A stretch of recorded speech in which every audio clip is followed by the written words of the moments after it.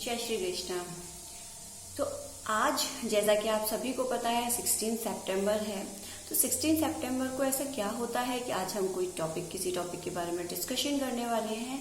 तो 16 सितंबर को हर वर्ष हम ओजोन डे मनाते हैं, यानी कि ओजोन दिवस मनाया जाता है 16 सितंबर को। ओजोन क्या है? ओजोन एक गैस है। ओजोन हमारे लिए काफ़ी ज़रूरी है क्योंकि जैसे हमारे जीवन में हम सभी सांस लेते हैं, सांस लेने के लिए ऑक्सीजन गैस का होना ज़रूरी है, वैसे ही हमारे वायुमंडल में ओजोन गैस यानी कि जिसे हम ओजोन परत भी बोलते हैं, उसकी उपस्थिति बहुत ही ज़रूरी है। क्योंकि ओजोन क्या करती है, जो सूरज से जो परावैंगिक किरणें निकलती हैं, यानी कि जिन्हें हम अल्ट्रावायलेट रेज भी बोलते हैं, जब वो सूरज से निकलती हैं तो हमारी जो ओजोन लेयर बीच में है, ओजोन लेयर का जो डिस्टेंस है वो हमारे पृथ्वी से ऊपर यानी कि पृथ्वी से ऊंचाई जो है उसकी वो 10 किलोमीटर से 50 किलोमीटर की बीच में ओजोन लेयर बनी हुई है। ये एक गैस है, ओजोन एक गैस है। ये 3 परमाणुओं का सम्मिश्रण है, यानी कि जिसे हम O3 भी बोलते हैं। ये 3 परमाणु का एक सम्मिश्रण है जो कि O3 मतलब ऑक्सीजन के 3 परमाणु मिलके, इसमें 3 अणु हैं ऑक्सीजन के।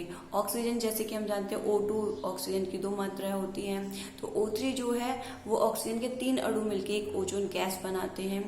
ये क्या करती है, सूरज से जो अल्ट्रावायलेट रेज निकलती है, अगर वो डायरेक्ट पृथ्वी पर आती हैं, अल्ट्रावायलेट रेज जिन्हें हम पराबैंगनी किरणें बोलते हैं, अगर वो बीच में ओजोन लेयर अगर उनको अपने में अवशोषित नहीं कर पाती है, तो उसको अवशोषित ना करके अगर वो डायरेक्ट जमीन पर आती है, पृथ्वी पर आती हैं और हमसे टकराती हैं, यानी कि इंसानों से या पेड़ पौधों से या जानवरों से टकराती हैं, तो हमारा जो ये जीवन है, जो मानव जीवन है, ये बहुत बड़े संकट में आ सकता है।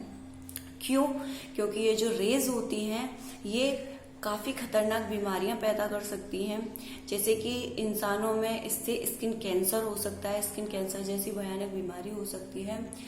तो ये जो ओजोन है, हमारी जो ये ओजोन गैस है, ये क्या करती है, इसका जो डिस्टेंस है 10 किलोमीटर से 50 किलोमीटर के बीच का जो एरिया है जिसमें ये मौजूद रहती है, वो क्या करती है, इसकी मैंने जैसे अभी बताया कि अल्ट्रावायलेट रेज को अपने में अवशोषित करती है। वहां पे क्या है, एक परत बना दी गई है जिससे कि वो किरणें हम तक ना आए, वो वहीं पर रुक जाती है और उनको ये परावर्तित कर देती है। ओजोन गैस जो है उन किरणों को परावर्तित कर देती है, मतलब उनको वापस पहुंचा देती है और कुछ को अपने में ये धारण कर लेती है। और हम ये कह सकते हैं कि जो हमारा सूरज का जो स्पेक्ट्रम जो हमें नहीं दिखाई देता है या फिर जो है लेकिन हमें नहीं दिख रहा है, वो जो उसका स्पेक्ट्रम है वो ओजोन परत अपने में धारण किए हुए है उसे, ठीक है। और हम बात करेंगे कि ये जो हमारा ओजोन दिवस है, आखिर इसकी शुरुआत कैसे हुई, इसे कब से मनाने लगे हैं 16 सितंबर को, तो इसके बारे में थोड़ा सा जान लेते हैं। ओजोन दिवस बीच में क्या हुआ कि इसमें ये सुनाई देने लगा कि जो ओजोन गैस है उसमें एक छेद हो गया है, और छेद होने की वजह से लोगों में काफ़ी चिंता उत्पन्न हो गई, क्योंकि अगर उसमें कोई छेद हो जाता है, मान लो कोई एक जगह बन जाती है, छेद बच्चों आप छेद ऐसे नहीं बोल सकते, छेद के लिए कोई छत या दीवार नहीं है कि जिसमें छेद हो गया। अब आप बोलेंगे कि ऐसे तो हमारे जो एरोप्लेन होते हैं, हेलीकॉप्टर्स होते हैं, ये जाते हैं 10 किलोमीटर से 5 किलोमीटर के डिस्टेंस को क्रॉस करते हुए, तो इसका मतलब वहां तो बहुत बड़ा छेद हो जाएगा। वो छेद हम ऐसे नहीं बोल सकते, क्योंकि ओजोन जो है वो एक गैस है, गैस में से पार होके, जैसे धुएं में से पार होके कोई चीज निकलती है तो वो क्या होता है, वो वहीं की वहीं वो फिर से गैस बन जाती है उस जगह पे, क्योंकि गैस है वो जाएगी कहाँ, ज्यादा ऊपर तो कहीं जा नहीं सकती, उड़ के नहीं जा सकती, आपस में मिली हुई है, मिक्स है, तो वो उसी एरिया में रहती हैं। तो वो क्या है, कुछ जगह से जब मतलब कुछ प्रदूषक तत्व आते हैं जो कि ओजोन की उस लेयर को क्षति पहुंचाते हैं, नुकसान पहुंचाते हैं, तो उस जगह पे वो जो प्रदूषक तत्व हैं वो अपनी जगह बना लेते हैं और जो ओजोन गैस है उसका वहां से क्षरण हो जाता है। तो उस जगह से जब उसको थोड़ा सा हटा दिया गया तो ऐसा लगने लगा कि जो अल्ट्रावायलेट रेज हैं वो डायरेक्ट अब पृथ्वी पर आएंगी और जनमानस की हानि होगी। इसलिए जब ये चिंता उत्पन्न हुई कि जो अल्ट्रावायलेट रेज है उनका क्षरण हो रहा है, तो 16 सितंबर 1987 यानी कि 16 सितंबर 1987 को संयुक्त राष्ट्र के नेतृत्व में एक मीटिंग रखी गई, क्योंकि ओजोन में छिद्र की बात हुई थी। तो उससे जब चिंता उत्पन्न होने लगी तो संयुक्त राष्ट्र ने क्या किया कि एक मीटिंग बुलाई जो कि कनाडा के मॉन्ट्रियल शहर में रखी गई थी।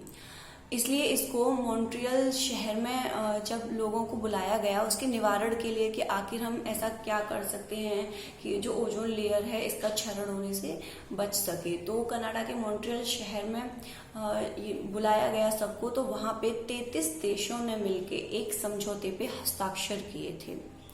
इस समझौते को ही जिसपे उन्होंने हस्ताक्षर किए थे 33 कंट्रीज ने, इस समझौते को मॉन्ट्रियल प्रोटोकॉल कहा जाता है। ठीक है, तो ये जो मॉन्ट्रियल प्रोटोकॉल था ये क्या था, इसकी शुरुआत 1 जनवरी 1989 यानी कि 1989 को हुई। इस प्रोटोकॉल का जो लक्ष्य था वो ये था कि वर्ष 2050 तक यानी कि 2050 तक हमारी जो ओजोन परत है उसको नुकसान पहुंचाने वाले जो रसायन है, मेनली उसमें हमारा क्लोरोफ्लोरोकार्बन यानी कि CFC गैस जो है उसके उत्पादन में और उसके उपयोग को सीमित करने की बात कही गई थी। और इसके लिए प्रयास जारी हैं, हालांकि इसमें उनको खासा कोई अभी ऐसी सफलता प्राप्त नहीं हुई है, लेकिन उसके प्रयास वो लोग करते रह रहे हैं, इसीलिए कि लोगों में इसकी जागरूकता उत्पन्न की जा सके। तो हर साल 16 सितंबर को ओजोन दिवस मनाया जाता है ताकि लोगों को इसके बारे में जानकारी मिल सके, उनको जागरूकता उत्पन्न की जा सके। ताकि CFC गैस के बारे में जो मैं आपको थोड़ा सा बताऊं तो हमारा जो फ्रिज होता है उसमें भी अब CFC गैस ही भरने लगी है, उसमें CFC गैस मौजूद होती है। तो ये जो प्रयास करने लगे इसके लिए कब हुआ निर्णय, इसके 19 दिसंबर यानी कि 19 दिसंबर 1994 को संयुक्त राष्ट्र महासभा ने ये घोषित किया कि 16 सितंबर को हर साल हम ओजोन दिवस मनाएंगे। ये जो ओजोन दिवस मनाया जाएगा, ये जो ओजोन परत है उसके संरक्षण के लिए अंतर्राष्ट्रीय दिवस घोषित कर दिया 16 सितंबर को, ताकि लोगों में इसके बारे में जागरूकता उत्पन्न हो सके। और 16 सितंबर 1995 यानी कि 16 सितंबर 1995 को पहली बार ओजोन दिवस मनाया गया। ठीक है, तो जब 1995 में पहली बार ओजोन दिवस मनाया गया था तो उस टाइम पीरियड को देखें और अब हमारा है आज 2021 यानी कि 36वां ओजोन दिवस अब मनाया जाएगा। तो इसके लिए क्या होता है, प्रत्येक वर्ष एक थीम रखी जाती है ओजोन दिवस पे। तो इस बार की जो थीम है वो उन्हीं 36 वर्ष को लेकर है कि जीवन के लिए ओजोन परत का संरक्षण के 36 वर्ष। ठीक है, एक बार थीम को फिर से रिपीट करती हूँ, जीवन के लिए ओजोन परत संरक्षण के 36 वर्ष।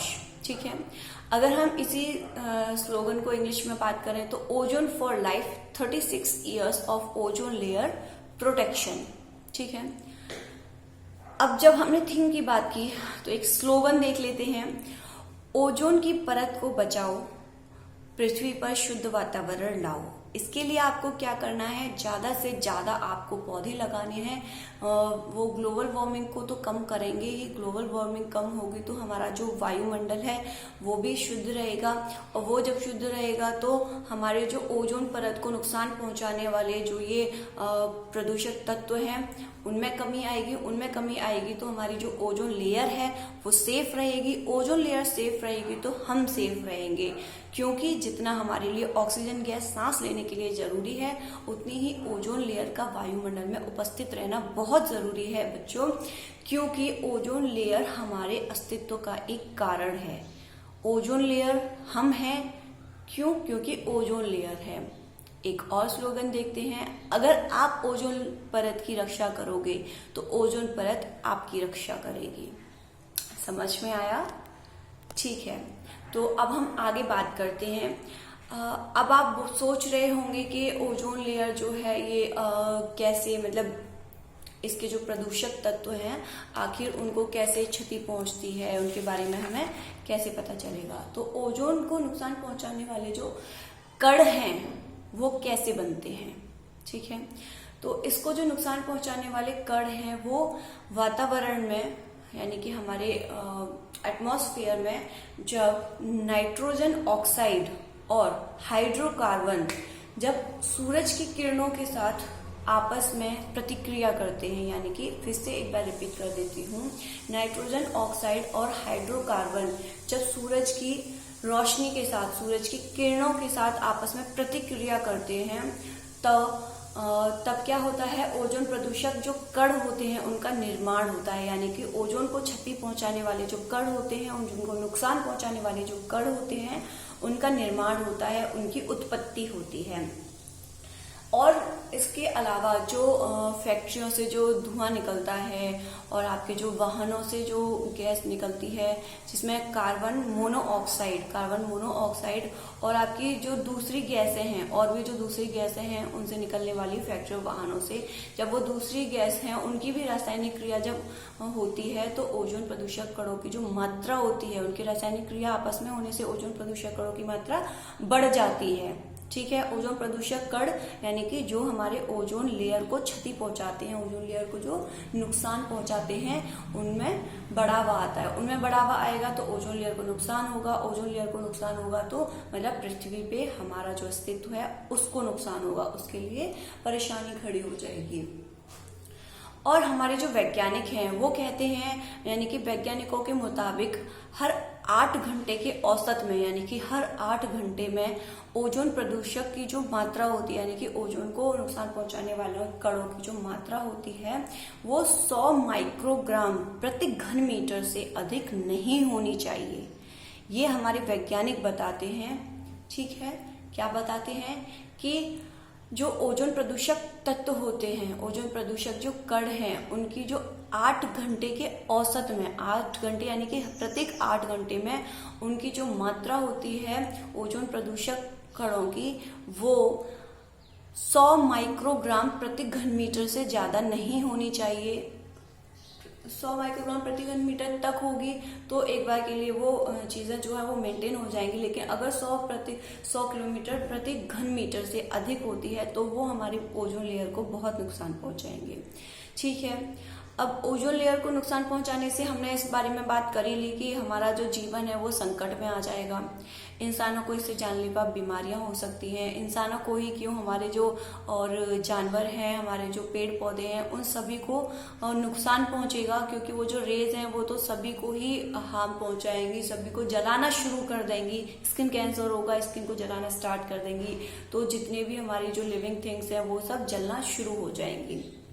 इसके अलावा एक जो मैंने आपको बताया कि अगर पॉल्यूशन कम होगा तो ओजोन लेयर भी सेफ रहेगी। तो अगर हम देखें तो अभी जो लॉकडाउन वाला पीरियड हुआ था, अभी जब लॉकडाउन रहा था तो उसमें क्या था, लोग घरों से नहीं निकले थे और फैक्ट्रियां भी बंद रही थी, वाहन बंद रहे थे, तो उससे क्या था, पॉल्यूशन कम हुआ था। और पॉल्यूशन कम हुआ था तो ये देखने को मिला था कि लॉकडाउन वाला जो पीरियड था वो ओजोन लेयर के लिए काफी राहत वाला समय रहा था। तो उसका एक बड़ा फायदा हमारी ओजोन लेयर को हुआ था। तो बस आप लोगों से यही उम्मीद है, जैसे कि संयुक्त राष्ट्र संघ हर साल उसने ओजोन डे मनाने का जो निर्णय लिया, ताकि उसको हम हर साल मनाएं तो आप सब उसके प्रति जागरूक हो सकें कि हमारी जो ओजोन परत है वो हमारे लिए कितनी फायदेमंद है, हमें उसको कैसे सेव करना है। आप लोग ये आइडियाज सोचें और मुझे कमेंट बॉक्स में कमेंट भी करें। तो आप ज्यादा से ज्यादा ओजोन डे मनाएं और लोगों को अवेयर करें, उसके बारे में बताएं ज्यादा से ज्यादा कि हमारी लाइफ के लिए कितनी इम्पोर्टेंट है। तो सभी को इससे अवेयर कराएं।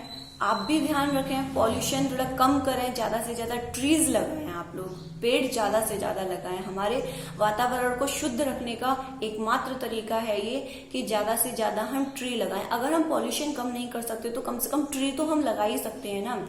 तो पेड़ पौधे आपको लगाने हैं, पौधा आप जरूर लगाएं। आशा करती हूँ समझ में आया होगा कि हम क्यों मनाते हैं 16 सितंबर को, हमारा हिंदी ये जो ओजोन दिवस है ये क्यों मनाया जाता है और इसको कैसे क्षति पहुंचती है कितने डिस्टेंस में ये होता है, काफी इन्फॉर्मेशन आपको मिली होगी। इन्फॉर्मेटिव वीडियो है मेरी ये, तो वीडियो को ज्यादा से ज्यादा शेयर करें ताकि और लोगों को भी पता चल सके और लोग भी ओजोन दिवस के बारे में जागरूक हो सके कि आखिर ये क्या है, क्यों मनाया जाता है, कैसे इसकी शुरुआत हुई। So thanks for watching my video. Have a great day. God bless you all.